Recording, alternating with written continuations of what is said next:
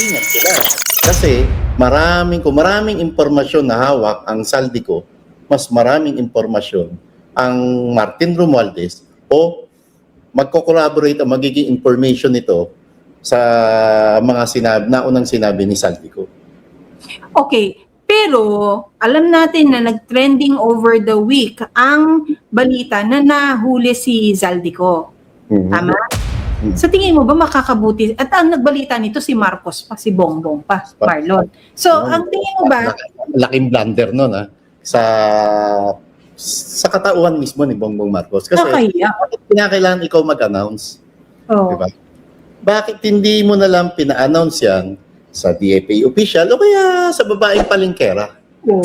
Ngayon, hinahanap na. Ano na ang follow through? Asa na ngayon talaga ang isang Saldico? Parang yung time show na. Magandang tanghali at ang palakpak na iyon ay para sa ating kaibigan na late gumising dahil kanyang kaarawan kahapon. So pinagbigyan natin si Marlon na makatulog ng mas mahaba ngayong umagang ito dahil siya ay nag-celebrate kahapon. O bakit parang may guilt yung ngiti mo? Ay, lasing. Hindi, sasabihin ko sana, buti nga ako on board ngayon. Yung isa, hindi ko alam kung lasing, ba't wala?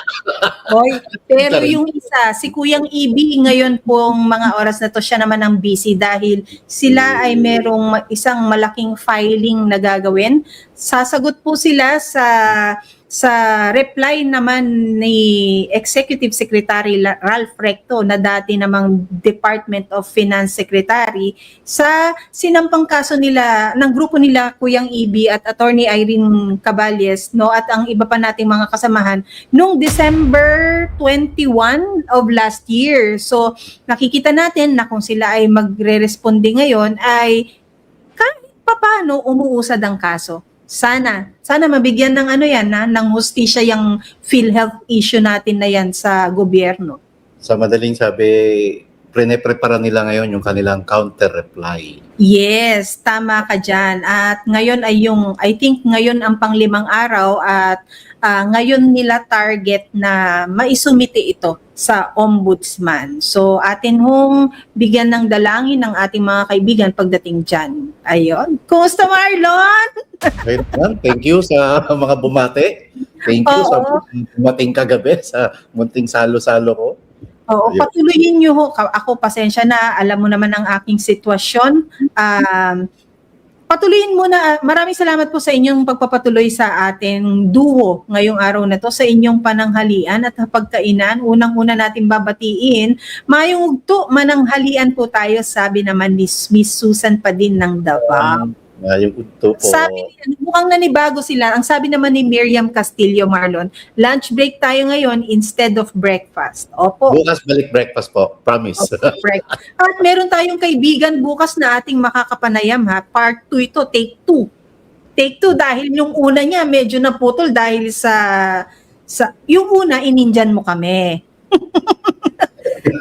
Pangalawa, naghang kasi yung siguro 'di ba sa wifi hindi natin alam kung nakabug ba yung wifi niya. At pangatlong pagkakataon, isa namang timely din na topic, no, Marlon. Makakapanayam natin muli. Pwede na ba natin sabihin? Pwede naman. Nag-confirm naman siya. Wag na nga muna. Itong ma-interview natin uli bukas para sa kaalaman lang ng mga katetet kaebo natin. May direktang pakikipag-usap siya kamakailan kay Saldico. Etong report na pagkakahuli sa kanya, alamin natin sa kanya kung may ilang pag-uusap o wala na. Clue. Boy next door image. Pogi. Pangalawang clue, maganda ang misis or hindi lang maganda pa, nukno ka ng ganda, nukno ka ng bait. Wow, sana generous din. Otoy pala. Oo. Of course, nandito po si Sir Crescenciano Prado, maayong tanghali, third floor studio. Brother Marlon, happy birthday. Cheers. Miss Pam and Sir EB, have a blessed day. Of course, we also have Dolce Vita. Hello, hello. Wow, abot na abot sa live ngayon. Gising na ako dahil may schooling ang mga chikiting. Bakit na bago ang time ng live? Di ba nagising ka agad? Si EB tuloy na pagbinta. Or, eto tama ito, or may hangover si Marlon. Si Marlon po ay nag-birthday kagabi. So, pagbibigyan ho natin sila. Eto Marlon, ang mga balita ngayong araw na ito. Of course, patuloy Marlon ang maraming tao na talagang pinapatunayang sinungaling ang isang Ramil Madriaga. Una nang pinasinungalingan si Ramil Madriaga sa kanyang salaysay nung inangkin niya ang isang obra na hindi naman kanya. Di ba? Ang kapal na mukha nito. Buti na lang at nag-come forward ang isang maisog na si Tanya Gaisano Lee para sabihin na kanya ang obra at hindi ito kay at siya mismo ang nagregalo kay Vice President Sara at yung replika, yung ire-replika mo na lang Marlon, hindi pa kamukhang kamukha, di ba? Nakita mo ba yun? Ayo. Para ka nagpa-drawing sa elementary na Although maganda, pero iba talaga, hindi mo matatawaran kung ano talaga ang original at yung may quality na gawa, no? Oo. Di ba? Yun. So, at sa pangalawang pagkakataon, Marlon, meron tayong kaibigan na nabanggit sa salaysay ni Madriaga. Ito ay si Attorney Joyce Dapat. Kaibigan natin to sa PCO, no? Saan parte ng salaysay ni Madriaga siya nabanggit? Ito yun, no? Pakita lang natin. Sinabi niya dito sa supplemental affidavit niya sa number 76, no? Let me read. When I entered the office of Jail Warden Sabiniano, he asked me if I know Attorney Joyce. I replied, Joyce Dapat? And Jail Warden Sabiniano handed me a phone. When I said, hello, I recognized the voice of Sarah and she asked me about my well-being and conditions inside the detention facility. She was also apologetic for failing to do something or assist me in my ongoing criminal case. Ano pagkakaintindi mo dito, Marlon? Si Attorney Joyce ba dito sa statement na to physically present dun sa piitan? Yeah. Oo. Ganun ang pagkakaintindi ko dyan. Ganun yung pagkakaintindi mo, di ba? Pero, bakit hindi niya sinalaysay ng ganun? Kasi parang, ako for me, ang parang napag-usapan lang si Attorney Joyce, bago siya bigyan ng telepono. Hindi niya, kasi yung pagiging detalyado niya sa ibang mga statement niya, or sa ibang salaysay niya, hindi niya ginawa dito na, si Attorney Joyce nandoon, tapos telepono niya ang gamit para makausap ni Madriaga si VP Sara Di Umano. So, ganun ba yung pagkakaintindi mo? Hindi natin kung ano yung purpose niya kasi hindi nga niya inelaborate. Ang gusto niya patungkulan dito na kunwari credible yung kanyang kwento kasi kung sino yung mga ilang personalidad na malalapit kay VP Sara, binabanggit niya at tinutukoy niya rito. Ito yung nakakatakot sa name dropping, Marlon, no? Totoo. Yung akala mong pagka binanggit mo yung pangalan, halimbawa lang naman nahuli ng MMDA dahil beating the red light, no? Sasabihin ko ba, kaibigan po ako ni Marlon, ha? Kilala niyo pa si Marlon, yung ganyan. Sabihin natin, official ka ng gobyerno. So, makakalusot ka na. So, sa mga taong minsan, akala nila, yung name dropping would make sense of your relationship with that person na pinangalanan mo or yung proximity mo dun sa taong yon, kung talaga bang tight kayo o di ba? Madaming nasisira dyan. Totoo. Pam, yung halimbawa mo nga lang, yung nahuli lang, kunwari sa isang traffic violations, di ba? Yung mga picture, yung pagpapaselfie, na napaka-ordinary noon sa mga kilalang tao, di lang sa politiko, pati sa artista. Diba? Oo. Kaya nakakatakot. Pero, di ba, since matagal nating nakasama si Attorney Joyce sa PCO, no, although hindi na nga lang na-finalize yung kanyang appointment, Marlon, naglakas loob ako nung weekend sa kanya. Minessage ko siya. So, nung minessage ko siya, sabi ko, Attorney, sabi ko ganyan sa kanya, sinend ko yung party na to. Itong portion, itong file na yan, sinend ko sa kanya. Pero nakakrop ito dyan sa number 76 lang. Tapos ang sabi kong ganyan, attorney, baka gusto mo magpa-interview. Sabi ko. Tapos, okay, open po yung channel, yung program namin sa'yo. Tapos sabi niya ganyan, ay naku, sabi niya ganyan, tawagan kita later. Dahil syempre may chikiting kasi yan, di ba? Tawagan kita later, bigyan kita ng context, sabi niya. So binigyan niya ako ng context sa pag-uusap namin na, alam mo yun Marlon, yung tanong ko, attorney, dumalaw ka ba kay ano? Hindi ko nga kilala yan, sabi niya ganyan. So, ang engagement lang niya with him is that, yung grupo nila naisip, Marlon, yung kay, I forgot kung anong ibig sabihin ng isip.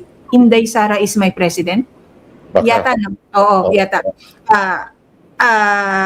Nag-order ng, di ba, sa campaign, si VP Sara yung merong hoodie na green, na sikat, tapos nakalagay Sara All. Oo, tama.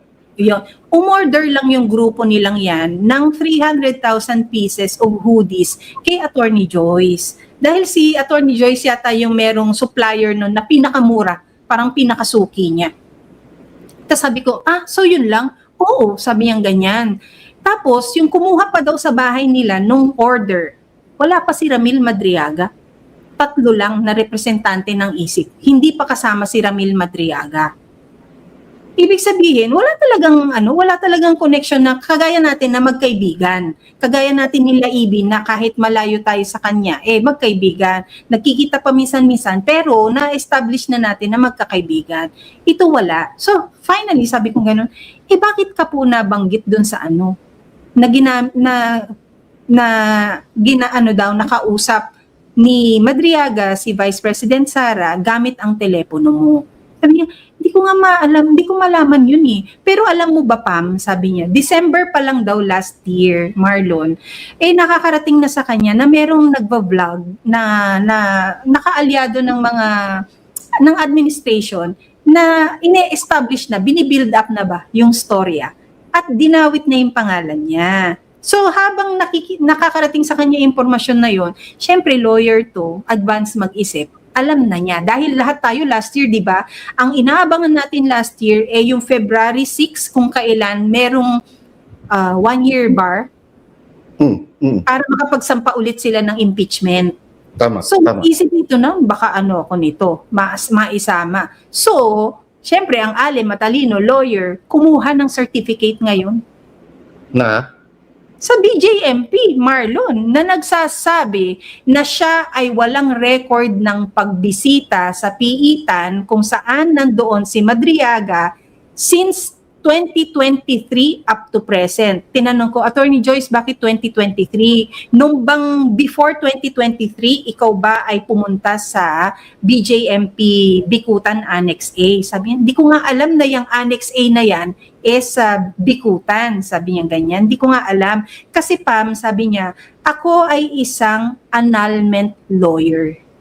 And never niyang kinailangan, as an annulment lawyer, never niyang kinailangan na pumunta siya ng bilangguan para magproseso ng mga papeles ng mga gustong maghiwalay ng landas ng mga couple, no? So, tama nga naman, it makes sense, no? So, sabi niya, kaya kinuha ko ng 2020, in-establish niya na 2023 dahil nga 2023 nagsimulang makulong si Madriaga.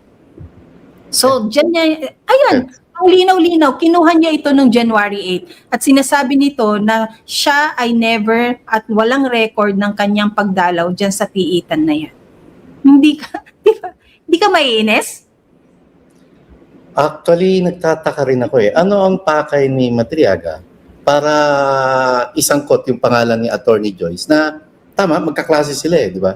Ni VP Sara. Ano ang purpose nun? Sa tingin, naitanong mo kay Attorney Joyce, anong tingin niya, bakit nadadamay yung pangalan niya? Ang assumption niya sa pakikipag-Zoom meeting ni VP Sara sa mga parallel or support group, nababanggit ni VP Sara na, kasi nga sikat na sikat, alam mo yan, hindi rin tayo nakakuha nun, pero late na yata tayo nakakuha nung hoodie na yan ni VP Sara, sikat na sikat, in demand siya. sinasabi daw ni BP Sara na, o kayo, kung kailangan nyo po kung gusto nyo po ng hoodie, kukontakin nyo lang po si Attorney Joyce dapat. So nakakuha siya ngayon, and then siguro na-retain sa kanya yung pangalan, kinontak niya at umorder nga sila ng hoodie, yung grupong yan. Walang problema, umorder, di ba? Pero ang problema dito, criminal mind talaga yung tumatakbo sa'yo. Kasi para ma-gather mo na yung mga pangalan na kailangan mong gamitin later on, sa kagaya ng pagkakataon na to na may impeachment, criminal mind ka. Salbahe talaga, no? Salbahe talaga. At yan ang nakakatakot. At maraming maglulutangan na ganyan, Marlon, come 2028. Sa pagnenegosyo pa lang, di ba? And Pam, yung pagkakamali na yan, yung blunder na yan ni Madriaga, hindi lang yan kay Attorney Joyce. Marami pa. Napag-usapan natin kamakailan doon sa cheque. Napag-usapan na rin na, binanggit mo yung sa paintings. Tapos, pati doon sa lisensya ng asawa ni Attorney Kilala. Ay, oo nga. Pero ito, Marlon, lumabas kasi, di ba, yung unang-una sa painting, lumabas kasi yung legal counsel ni Madriaga, nagpa-interview, ang sinasabi niya, honest mistake, Marlon. Yung pagkiklaim ni Madriaga na yung painting na yon yung siyang niregalo niya. Honest mistake, di ba, meron tayong tinatawag na, yung sa Latin ba yung falsus in uno, falsus in omnibus? False in one thing, false in everything. Di ba? Kita mo, yung lisensya, painting, yung pagdamay mo, yung cheque, yung pagdamay mo kay Attorney Joyce na hindi nga malinaw talaga, hindi niya, di ba yun, napaka-specific mo sa ibang salaysay, pero dito, binanggit mo lang siya, pero hindi mo sinabi kung kaharap mo ba siya. 'Di ba? Na kinuha mo yung cellphone niya. Hindi mo nga nasabi kung siya ba ay naka-Amerikana. 'Di ba? Hindi mo nga, buti nga, Marlon, dala ko to kasi puro pambahay yung bit-bit ko ngayon. Para hindi halata. Para hindi halata na nakapambahay ka, 'di ba? Yun, hindi niya nabanggit kung anong suot, kung anong oras yon and all. So, ibig sabihin, falsus in uno. Hindi nga isa lang to Nakailan na tayo, nakalima na tayong spot the mistake. Ano pang mga katotohanan ng sasabihin mo sa mga susunod? Ang tanong ngayon, Pam, ano pa ang sasabihin ng Sunny Trillanes kapag siya na ang sumalang sa Committee in Justice? Oo nga, Marlon, kung sabihin na natin sila ang author niyan. Ano yung extent ng edit ang gagawin naman ng salaysay ni Trillanes? Or ilalaglag ba nila si Madriaga ngayon? Because Marlon, unang-una, para ikaw ay mabigyan ng pagkakataon na ilabas sa paiitan mo at mag-star witness, maaaring malaking pangako ang binigay sa'yo. Saka talagang gordyado pa ng gusto, no? Gordyado ka. Tapos, binigyan talaga ng katakot-takot na security. Sponsored by the government. Ito, ang hilig sa best state kidnapping na ginawa, inisponsoran ng gobyerno. Tapos ito, state witness, Marlon. Criminal, pero lahat ng security nandyan. Pero ang tingnan mo ang 18 Marines, Marlon, nanganganib araw-araw ang mga buhay. Dahil non-stop din ang pagpapalabas ni Attorney Levy Baligod, Marlon, ng mga... yung mga video. Yung mga video, text messages, pati mga convo, Pam. Ito nga, di ba? Pati yung magkakadugtong ang mga hilatya ng bituka sa kasamaan, merong, di ba, text message kung ano daw, parang pinapaprotektahan, something to that effect, no? Oo, kasama yan. Tapos, magiging testigo raw sa Quadcom. Di ba? Yung previous yon, yung mga nakaraan. Kaya na-connect natin dito di ba? Marlon, may nagsasabi dito, paraanin lang natin. Ay, nawala. Kasi... Yung kay Miriam Castillo, Pam, sa bank accounts yata ang testimony ni Trillanes. Hindi malayo kasi obsessed siya dyan Pam, nung panahon ni PRRD, nagpunta pa ng Singapore yan, si Trillanes, at napahiya. Kung hindi ako nagkakamali, BPI na bangko ba yon? or baka mali ako Baka pero i-just nagpunta sa Singapore yan. Pero bank accounts ni PRRD yung nahalukay niya. And ngayon, kung ang testimony niya tungkol naman sa bank accounts ni VP Sara, meron bang papayag na bangko na pabuksan yung account ni VP Sara kung walang court order? Ay, speaking of court order, Marlon, bago tayo pumunta dyan, ito yung sinasabi ko, ang pogi mo dyan, Sir Marlon. Lasing pa yan. I think Marlon yung kulay nung damit. Kulay, no? Oo. O dapat yata lagi ako lasing. Buti na lang hindi mo sinabing inborn. Na-miss ng ibang sabihin mo. Na-miss mo yun, no? Built-in. Built-in. Thank you. Nabanggit mo ang court order, Marlon. Alam mo ba, ito lang, bad news.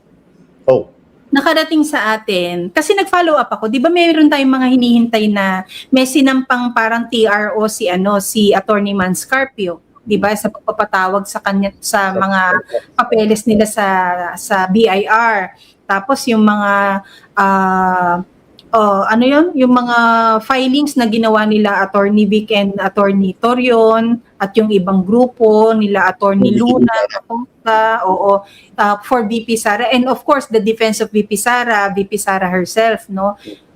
Ang sabi nila, hindi daw priority yung anything na related sa impeachment ni VP Sara. Sana hindi totoo, no? Dahil alam mo kung anong prioridad, Marlon. Ano? Yung Operation Eliminate Justice Leonin. Dapat supportahan natin yung may nakikita na akong hashtag na Protect Justice Leonin. Supportahan natin yun. Kasi hindi talaga malayo, Pam, na dumadanas ngayon ng harassment si Justice Leonin kasi doon nga sa hinihingi niyang sarop sa Office of the Solicitor General na kailangang maisumite niya ito sa kataas-taasang hukuman. May pipresenta kaya bukas? Marlon, bukas na ito. Hinihingi man ng extension, bigyan na siguro, di ba? Pero dapat yan. Kasi meron na bang Sorry. Meron na bang ganung pagpapahayag na bigyan sila ng extension?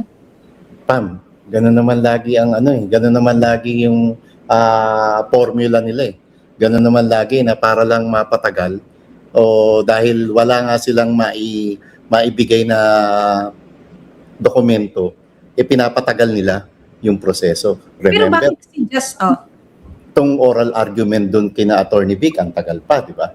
Doon sa GAA scam. Kailan pa nakakalendar? So talagang pinapatagal. 1 year ago. 1 year ago, di ba? Ganyan na. Ubus na nga yung pera Naglabas na ng panibagong pera Hindi ko nga maintindihan bakit dininig pa kung wala naman ng pera. Pero kung ito ay makakapagpatunay talaga ng krimen na meron at korupsyon na meron ang administrasyon ni Marcos, why not? And so be it. Gusto natin yan. May mapatunayang nagkasala. Gusto natin yan. Pero kung ako kay Justice Leonin, sige, iharas nyo ako ng iharas, pipilitin ko muna. Bago nyo ako ma-impeach, bago nyo ako mapatanggal sa pwesto ko, ipapamukha ko muna sa sambayan ng Pilipino na ganito kakurakot ang isang Bongbong Marcos. Pero bakit siya ang target? Is he next in line? He is. Yeah, pwede. Pero huwag natin kalimutan, Pam, na inaay din maging Supreme Court Chief Justice ni Boying Rimulya. May mga impormasyon na tayong naririnig na ganyan na from Ombudsman, tatawid ang Boying Rimulya sa Supreme Court. Ha? Bakit hindi ba mapakalitong si Boying? Para mabigyan lalong proteksyon ni Boying kung ano man yung mga kaso, asunto na kakaharapin ng grupong ito sakaling iba na ang administrasyon. To the extent of risking his career? Kasi Marlon, bakit ko nasabi? Marcos has 2 years left. 2 years left. Diba? Ano ba ang challenge natin sa mga kongresista, Marlon? 2 years or another 6 years na pwede kayong manungkulan? For 2 years, nasisirain ninyo yung inyong mga dangal at inyong mga pangalan dahil lang kay Marcos Jr. na sa kasalukuyan, nagpapaulan ng mga di umano'y pera para kayo'y mapatahimik, para kayo'y bumoto sa di tama. 2 years, 6 years. Boying Rimulya, kasi kapag naupo ka ngayon, Marlon,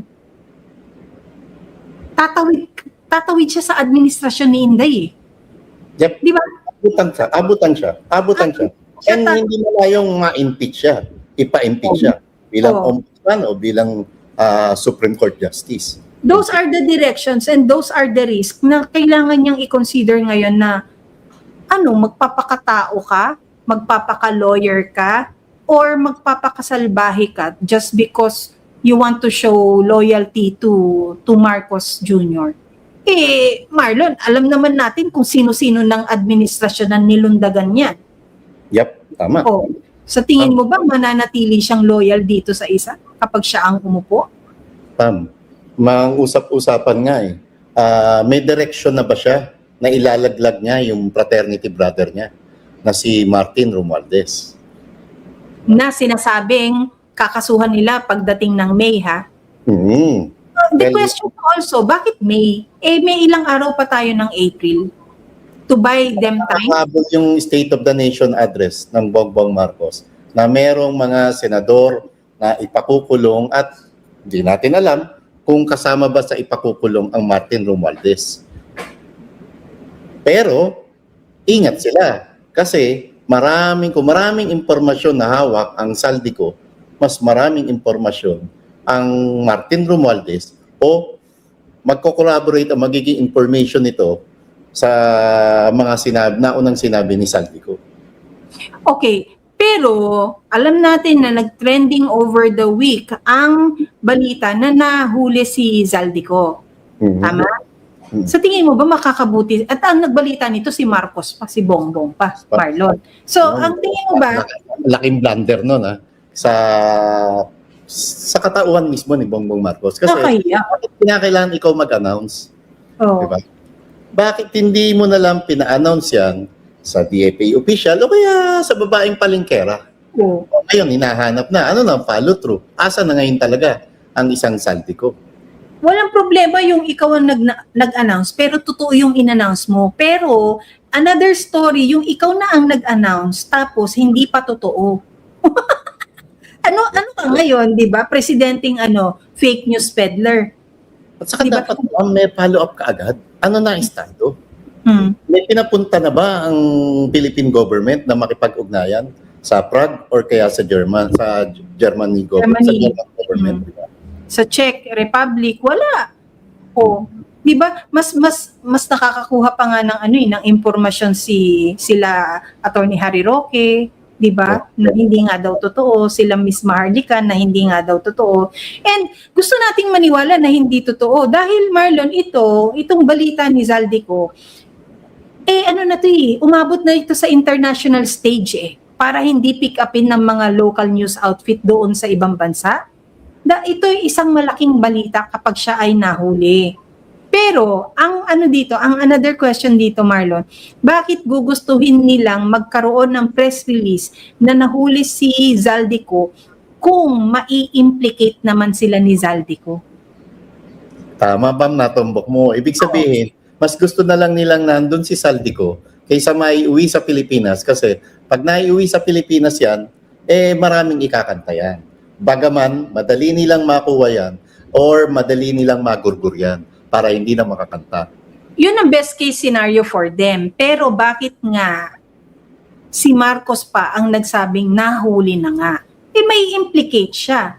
Ganun ba? Ito nakikita kong ganun ba sila kadesperado na mawala ang focus sa kasinungalingan ni Madriaga? Kasi nangyari yan nung nagsisinungaling na si Madriaga. Nangyari yan nung trending na si Tanya Gaisano Lee na nagsabing, ako nagregalo niyan, ako ang pintor. Diba? Yun yung iniwasan nila Nag-trending yan dahil ang next na ipapatawag si Sunny Trillanes. So ang focus ng... ni Sunny Trillanes, diba? Kung bank accounts yan, sino magbibigay ng Sinong bangko ang magbibigay pahintulot para ilabas isa publiko yung bank statement ni Vice President Sara Duterte? At saka Pam, sa tingin mo ba, kung ganyan may nahabol kang pera, may nahabol, tingin mo ba hindi na nailabas yun? Mm. Mm. Sa katinang mga kamay niyan, Marlon. Oo. Diba? Yung binabudget mo pa nga lang, di ba? Binabudget, ano yung kwento-kwento? Binabudget mo pa lang, in advance mo na. Di ba in advance na sa mga contractor? Kaya yung mga contractor, aray na aray nung nabooking na. Kasi saan nila kukunin ngayon yung in advance nila? Lugi negosyo. Nalugi sila ngayon. Pinatotohanan niya ni Congressman Toby Chanco, di ba? Na may kumausap sa kanyang kongresista kasi may nakapag-advance na. Tama. Tapos ito, Marlon, no, yung nga daw mga Marines hindi pinapansin kahit may mga evidences na. Tapos Ganyan ka-double standard ang gobyernong ito. Tapos kapag ka ikaw, para sa katotohanan, harassment ang aabutin mo. Si Congressman Kiko Barsaga, ayan na, kay Justice Leonen, na hinihingi lang naman yung saro, di ba? And Pam, may kilala ako, kilalang personalidad din, na hayagang na bibigay ng kanyang diskontento sa gobyernong to. 2 kumpanya nila, pinasara na, Pam. pinasara nilang kusa dahil Hinaharas na nila. Dahil hindi nila makasuhan pa ito o pinakasuhan tapos may iba pang harassment na ginagawa sila. Kilalang personalidad to. Tingnan natin, Pam, kung willing siyang ibigay yung detalye yun kapag nagkaroon tayo ng pagkakataon na may interview siya. ang problema natin, Marlon, yung wala ka nang investor na foreign direct investment na pumapasok dito sa ating bansa, yung mga lokal na negosyo, haharasin ninyo. At dahil wala kayong makuha, wala kayong mahuthot, di ba, either ipapasara nyo or magkukusa ang isang negosyante dahil nga mas malaki ang lugi, Marlon, kaysa sa kita, magsasara na lang. Pam, ang kala nila, nakaganti na sila sa sa mga personalidad na hinaharas nila. Pero ganitong pagka may pinapasara kang kumpanya, ilang empleyado yan? Ang pagkakaalam ko, Pam, yung isang kumpanya niya, 100 employees, ang nawalan ng trabaho. At pag yan, 100 employees, ilang bibig sa lamesa ang pinapakain yan? Ilang estudyante sa eskwelahan ang pinapag-aral ng empleyadong yan? And speaking of mga ganyan, Marlon, isang another malungkot na balita, merong isang pumanaw sa na isang tricycle driver yata o jeepney driver, Marlon, no, dahil sa sobrang init, tindi ng pagod ba, na pumila para makakuha ng sinasabing 5,000 na ayuda. 'Di ba? Nakita ko yung video, tinatry talaga nilang i-revive yung mama. Pero hindi na nakuhang ma-revive. Ito kasi yung ito yung sinasabi natin, Marlon. 'Di ba? Yung nung panahon ni PRRD, COVID, lahat tayo bago sa sakit na yun, no? Nagsara ang ekonomiya, halos bumagsak ang ekonomiya and all. Pero nagkaroon ng ayuda. At nung nakita ni PRRD, ng gobyerno niya, administration niya, na parang, teka, nagkakagulo, hindi nga pwede tayo magkalapit-lapit. Ibig sabihin, yung pagkakagulong yun, lahat ng tao desperadong may makuha sa gobyerno. Pero pinahinto panandalian, anong ginawa, Marlon? Imbis na bigayan ng ayuda, sige, walang lahat may GCash, pero ang ayuda, idinaan sa alam mo yung money transfer, Luwilier, yung mga ganon, di ba? Tama. Cebuana, doon nakakuha ang tao. Tapos makikita mo, yung tao, may cut off para hindi crowded, pero nabibigyan. Ito grabe, Marlon, may pa-concert para yung mga tao kung wari maaliw. Yung maghapon mong yun na sobrang init, dehydrated ka, wala kang pagkain, nandun ka na inaasahan mo yung perang makukuha mo siya mong pangkain, inabutan ng sunset niya yung mama. Di ba? Talaga, bumumakain lang patay gutom yung mga kababayan natin para sa kakarapot na ayuda. Ginawa nilang timawa, Marlon. Yung 5,000 na ba yan, sa tingin mo, it will last them 5 months? Isang araw lang yan, Pam. Hindi sa pag-ano. Isang araw, sa bayarin pa lang sa utang yan. Dahil sigurado ako, wala pa silang sweldo, pinangungutang na nila yung pagkain nila sa hirap ng buhay ngayon at sa taas ng bilihin. Totoo. Yun ang napakalungkot na sitwasyon at kalagayan ng marami nating kababayan ngayon. Hindi lang yan, Marlon, ha? Yan yung mga nasa, talaga, yung mga laborers talaga natin, nasa laylayan na tinatawag. Anong sabi ng isang Dr. Tony Liachon nung atin siya nakausap? The middle class is the new poor. Tayo naman, Marlon, nang wala sa listahan na nabibigyan ng ayuda eh. Tama. O anong kaligtasan meron yung mga upper class, yung mga mayayaman talaga? Anong kaligtasan nila? Hindi yan nagbabayad ng tax. May pera yan. O hindi yan, magdo-donate ng konti para sabihin sa sarili nila na wala na akong kailangan bitbitin sa konsensya ko. Tumulong ako.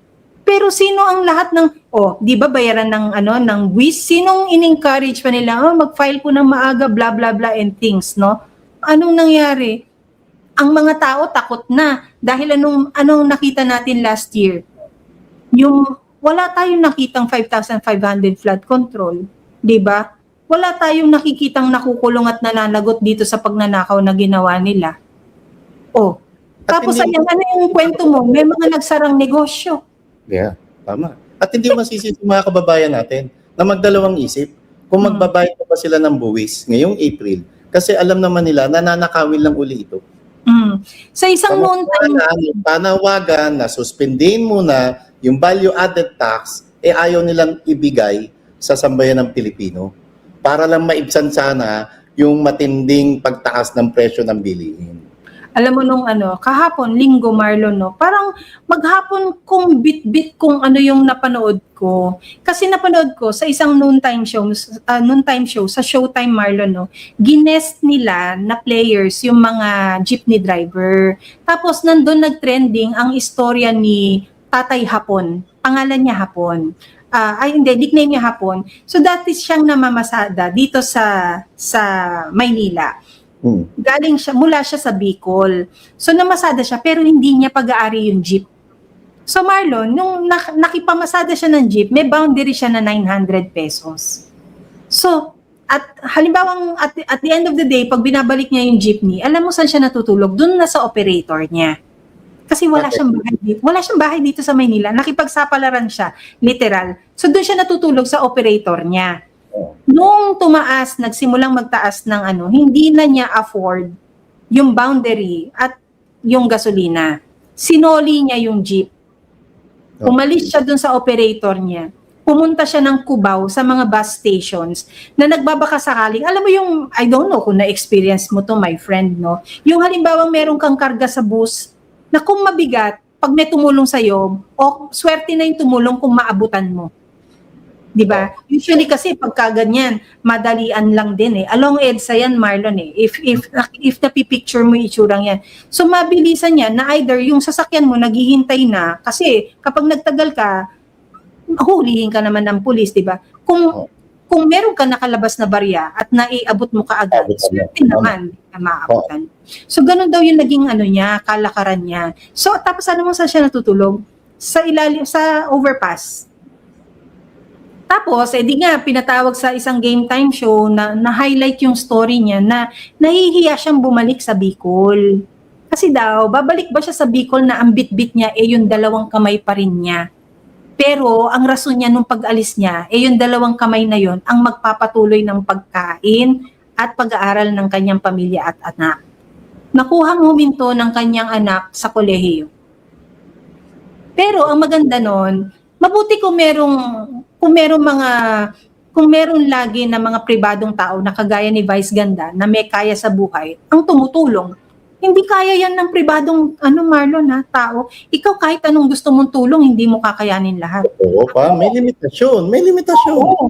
Ako ang desire ko makatulong pero paano kung wala rin ako? You can only give so much if you have so much. Di ba may kasabihan nga na it is better to give than to receive? Hindi. Ang pinaka-ideal po, it is better to give if you have something to give. Totoo. Kung wala ka naman ibibigay, ba't ka tutulong? Di ba? Yun, kung sakto lang yung pera mo, ka tutulong. Ayun pala, tawag doon porter. Porter. Yung sabihin ko pa, parang sa airport, And yung mga ganyan, mga kargador, yun nga, umaasa lang sa mga tip, mga bigay. And speaking of Vice Ganda pa may napanood ako, napanood nyo ba to? Yung sinabi niya yung hirap ng buhay. Tapos, ang sinabi ni Vice Ganda, parang nung pandemic lang, no? Ang sinagot ng isang contestant, ay, may higit pa ho nung pandemic. May ayuda. Ngayon ho, wala. Kaya lang ang nakakabwisit lang doon, merong conscious effort itong mga personalidad na to na lagi na lang idiin ba sa nakaraang administrasyon na itulad ba, 'di ba? Laging itinutulad sa nakaraang administrasyon na ayaw nila umamin na mas may kaalwanan ang buhay noon kesa sa may kaalwanan ang buhay natin ngayon. Kaya nga natameme si Vice Ganda eh. Actually, nakita ko yun. Napanood ko yun.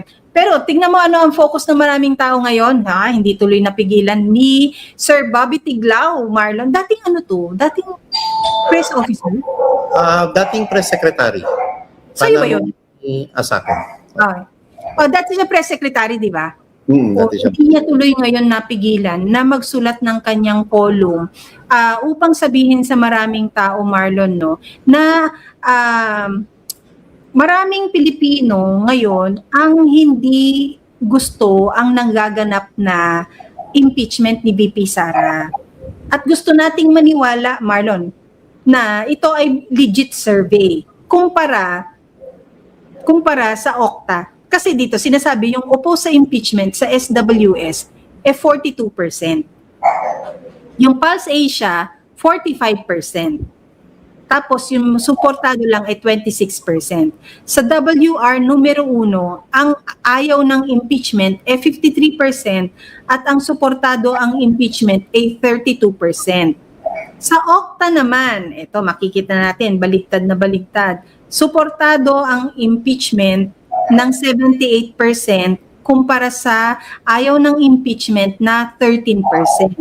Another one held by Okta nung March, 69% daw ang merong sumusuporta sa impeachment at 28 lang ang nag-o-oppose. Anong mo dyan? Anong take mo dyan?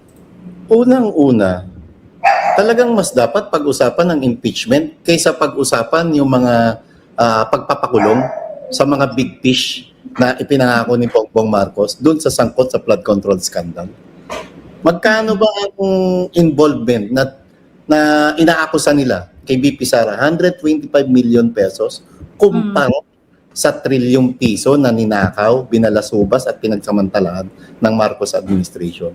Kahit naman ordinaryong tao o kahit yata elementary, makakapagsabi na mas gusto ng mga kababayan natin na habulin muna yung mga kawatan, yung mga nagnakaw, yung magkakasabwat sa trilyong pisong anomalya sa flood control bago pag-aksaya ng panahon at mag-aksaya ng pera dito sa impeachment laban kay Vice President Sara Duterte. Ito, na-emphasize mo yung pag-aaksaya ng pera, Marlon, no? Kasi tama, di ba? Every committee may budget din na ina-allocate dyan, di ba, Marlon? Hindi natin, parang hindi ko ba maatim na may sinasayang sila sa isang ganap na ito na ang kalidad ng witness mo ay isang Madriaga. Ang kalidad ng witness mo ay isang Trillanes. Nauna na natin, nakailang puntos na tayo na sinasabi nating sinungaling si Madriaga. Ito ba ay naging dahilan din kung bakit hindi na siya kailangan magpunta pa doon sa susunod na hearing at si Trillanes na lang? Sige, sabihin na natin, menos wala na Madriaga tayong mapapanood at mapapakinggan, Marlon. Pero patuloy ang Sarsuela, patuloy na merong mabubuhos na budget. Nakikita mo ba yung mga pack lunch na binibigay? Ito, naka-attend tayo, Marlon, ng di ba? Di ba, pag tayo mo, minsan iiwan mo na lang? Yes, tama. Hindi mo na rin maisip na bitbitin pa. Diba? Tama. Tapos, habang nandun ka, kasi ayaw naman nating maspatan tayo, ma-on the spot tayo, Marlon, na ikaw na pala yung matatawag, biglang kumakain ka. Alam natin yan, naka-televise. Iniwasan natin yun. So, hindi mo talaga makakain. Ang magagawa mo lang uminom. Saan napupunta yung pagkain na yun? Sige, sabihin na natin sa mga staff sa Congress. Paano kung sawa na rin yung mga yan? Iniipon ba nila? Inilalabas nila? dahil alam natin paglabas ng Congress, hindi naman yan malapalasyo na kagaya ng vicinity ng Congress, di ba, Marlon? Nandyan yung mga naghihirap, nandyan yung mga may tent na bahay dyan sa bangketa, nandyan yung kariton, dun na rin natutulog. Nilalabas ba nila, binibigay ba nila? Yung maghapon na yun, from sabihin na natin 8 o'clock, nandun na, nagsisimula. Bukas na ang aircon, Marlon. Yun din sasabihin ko di ba? Pack lunch pa lang yun. Paano pa yung kinukonsumong kuryente?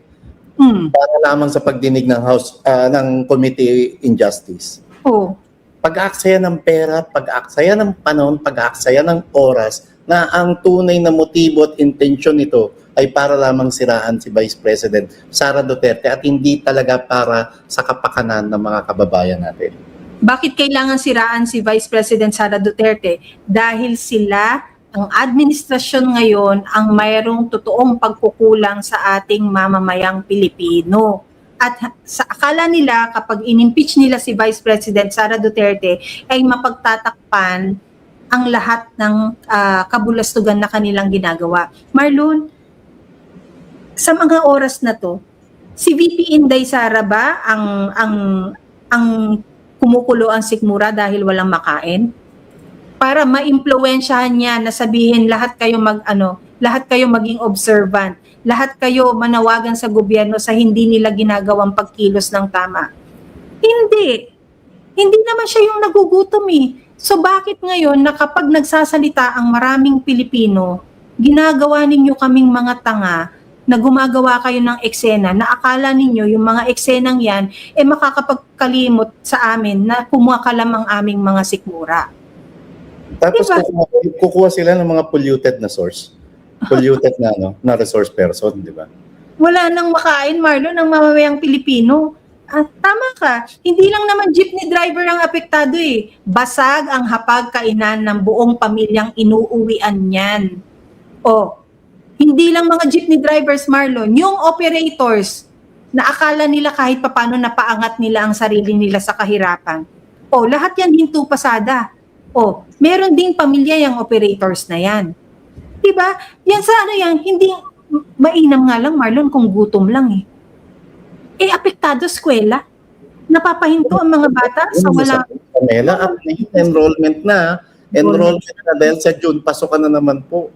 So, saan kukuha ng pang-enroll? Pang-bayad sa matrikula, yung mga magulang na, yung binanggit ko kanina na nagsarang kumpanya. Ano buhay nun ngayon? Anong industry yan? Mining? Ang daming ang daming empleyado niyan, Marlon. Di ba? Mining ba? Basta pag may pagkakataon, hayaan natin siya magkwento.